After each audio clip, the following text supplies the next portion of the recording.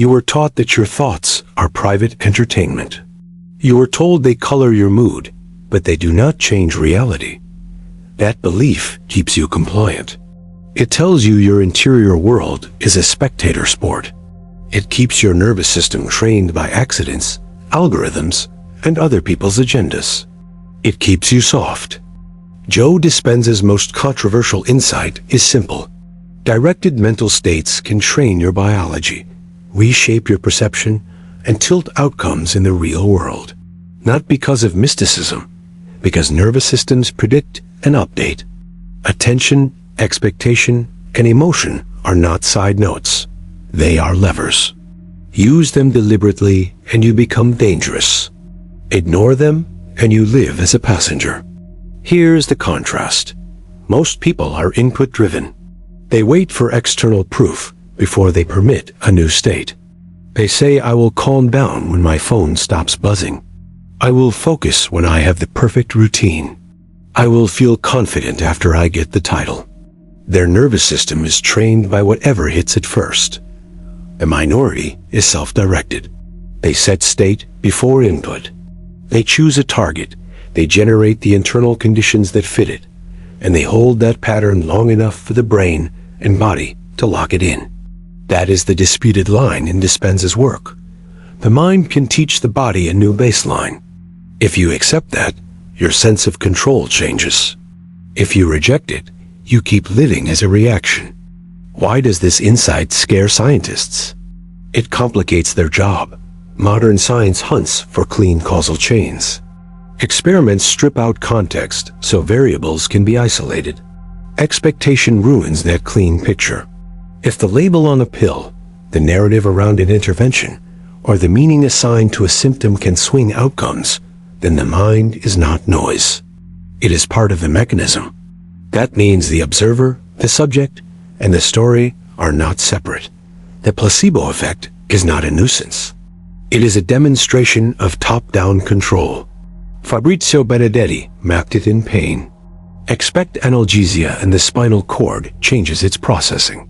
Alia Crum showed that beliefs about stress can change cortisol and performance. This creates a threat to gatekeeping. If disciplined expectation can move physiology without expensive hardware, then the tools of change are not exclusive to institutions.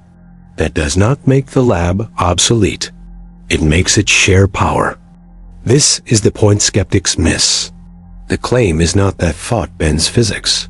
The claim is that brains are prediction machines and bodies are obedient to prediction. The cortex sends top-down signals to sensory pathways constantly.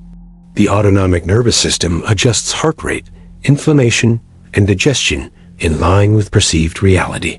When you rehearse a future with intensity and consistency, you are installing a pattern the brain treats as true. Hebbian learning links neurons that fire together. Dopamine teaches the system what to pursue. Cortisol teaches it what to avoid. Repeat the signal and the wiring stabilizes. You change what you notice, what you ignore, and how your biology responds.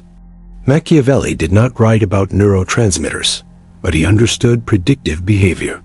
People judge by appearance because predictions save energy. Appear strong, and you will be treated as strong. Treatment changes options. Options change outcomes. The Stoics understood this at the emotional level. Control what you can. Withdraw attention from what you cannot. Practice primutatio malorum, so the amygdala stops hijacking the present with imagined threats. These are not mystical ideas. They are training for a nervous system that still lives on ancient code. Dispenza pushes that code to the edge. He says you can break habitual identities by creating internal experiences that compete with your past. He tells people to fire and wire new patterns until the body accepts them as familiar. Critics hear superstition. The informed version is less glamorous and more useful. You do not summon miracles. You train prediction. You leverage memory reconsolidation. Recall an old memory, bring it into a label state, add new meaning or new state, and the trace updates. You use cognitive reappraisal to change the value of a cue. You shift from sympathetic dominance to parasympathetic tone through breath, attention, and interpretation. You pair intention with elevated emotion to tag it as important. Now the salience network recruits resources. The prefrontal cortex holds the goal online longer.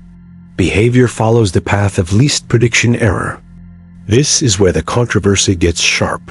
If mental rehearsal can alter pain, immune markers, or behavior at scale, then the wall between psychology and medicine is thinner than the market wants it to be. Most industries run on stabilization. Calm, predictable consumers. Citizens who outsource authority. The idea that you can self-administer expectation and meaning without a prescription is not welcome. To be clear, there are limits. You do not visualize a broken bone into alignment. You do not will away every disease. You do not skip evidence-based treatment. But you also do not pretend that your internal state is irrelevant while you wait for permission to change. The science that does exist is not trivial. Placebo analgesia can be blocked with naloxone, which means opioid pathways mediate part of it. Expectation changes spinal nociception. Cognitive reappraisal reduces amygdala activity. Self-distancing changes the time course of emotional responses. Long-term potentiation and long-term depression shape networks based on use. The anterior cingulate integrates error and effort.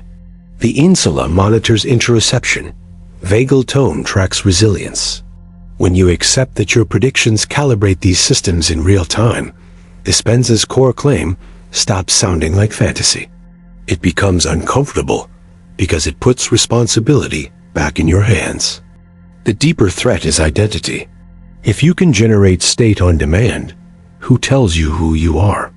If you can interrupt the loop between trigger and behavior, what does that do to anyone who profits from your impulsivity?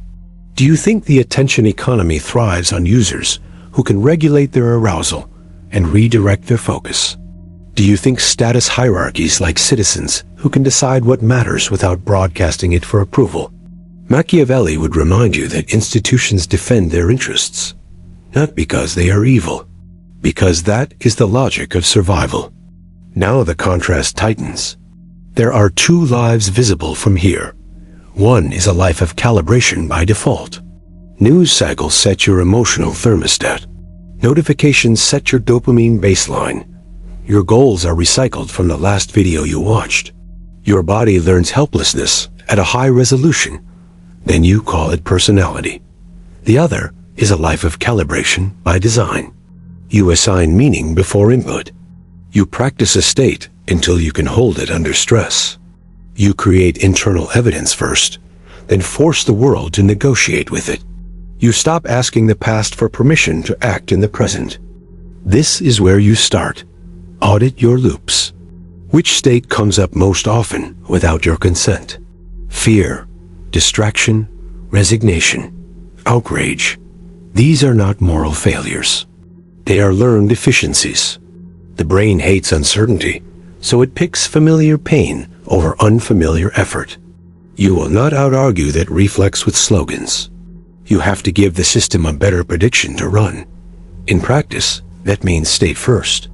Attention on one target at a time. Brief, intense focus that earns a clean signal of progress. Let the dopamine system tag that as valuable. Then repeat. The habit is not the action. The habit is the state that makes the action predictable. The Stoics called this the dichotomy of control. Sort what you can influence. Drop what you cannot. That is not apathy. That is leverage. Your concern is the next dispatch from your nervous system. Breath, posture, focus, and narrative are the levers you actually possess. Use them to set a baseline, then approach the task. You will notice something unnerving. The world often reacts to your baseline, not to your wish. Predators test for flinch. Opportunities test for capacity. People read your state faster than your words. Now the uncomfortable part. You cannot keep your current identity and claim this leverage. The brain conserves energy by defending the known self. It will invent reasons to stop the experiment. It will tell you this is dishonest, grandiose, or risky. That is the amygdala protecting familiar predictions. The cure is not affirmation. The cure is exposure. Generate the state. Hold it longer than usual. Act inside it. Recover. Repeat until the body stops flagging it as a threat. This is not positive thinking. This is neuroplastic training with your own life as the lab. This is where Dispenza's language about breaking the addiction to your past makes sense, stripped of mysticism. Emotional patterns are self-reinforcing. They recruit memories that match. They filter out evidence that does not fit. They bias behavior that keeps them alive. Break the loop, and the pattern has nowhere to live. That is why meditation is not incense and robes. It is a controlled reduction of sensory input until you can observe your own predictions and refuse to sign them. It is a way to catch the instant where a thought recruits an emotion and decide if that is useful. Evolutionary biology explains the resistance you feel. Your ancestors survived by overreacting to threat and underinvesting in abstraction.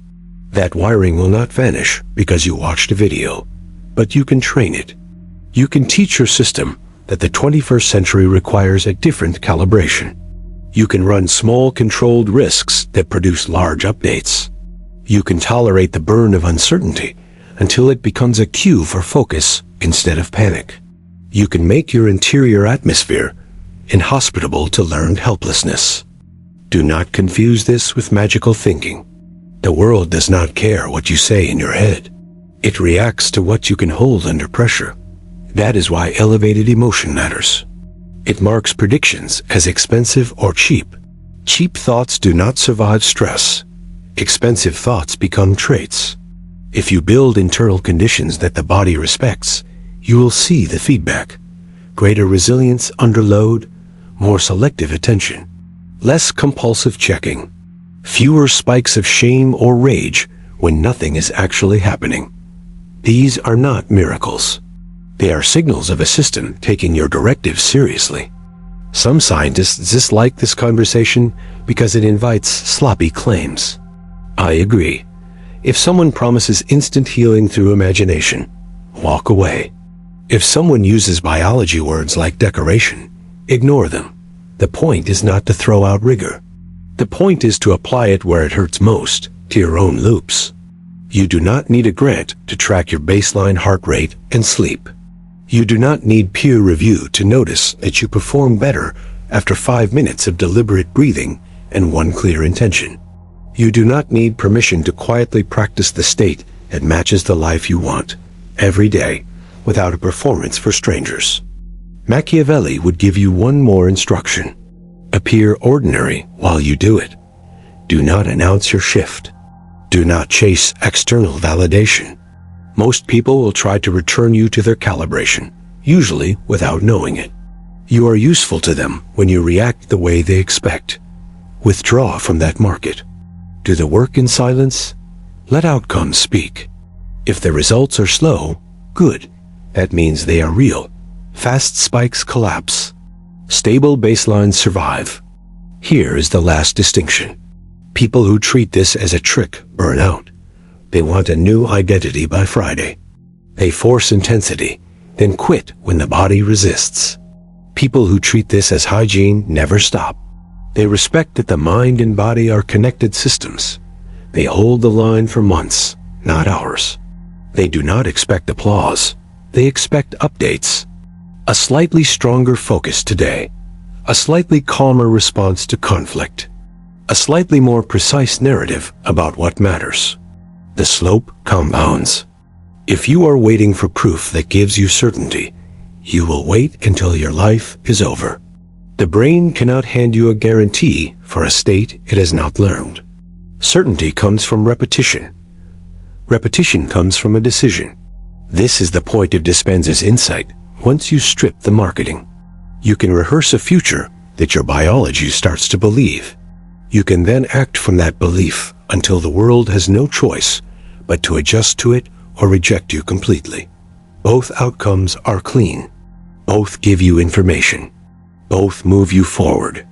This is not for everyone. Most people will continue to treat their mind like passive media. They will volunteer their attention to the highest bidder. They will outsource their emotional life to strangers. They will call it normal. They will stay predictable. That is their choice. If you understand what we have discussed, you also understand why it is not advertised widely. Self-directed citizens are difficult to manage. Focused individuals are hard to sell to. People who can change their state without an external device are not ideal customers. So this knowledge lives in the open, but only those with the stomach to use it see it clearly. If you are one of them, treat this as an entry point. Decide that your interior state is yours to set. Adopt the discipline of rehearsal without drama. Use breath, focus, and meaning to set a baseline before input. Observe your loops until they are obvious, and replace them with patterns that serve your aims. Do it quietly. Do it daily. Become the person who does not need permission to be who they choose to be. The rest will accuse, mock, or ignore. They are not your concern. Your concern is the experiment under your skin. If you want to be part of the minority that runs that experiment with precision, stay close. What comes next will not be flattering or easy. It will be clear. And if you can handle that, you have already separated yourself from the crowd.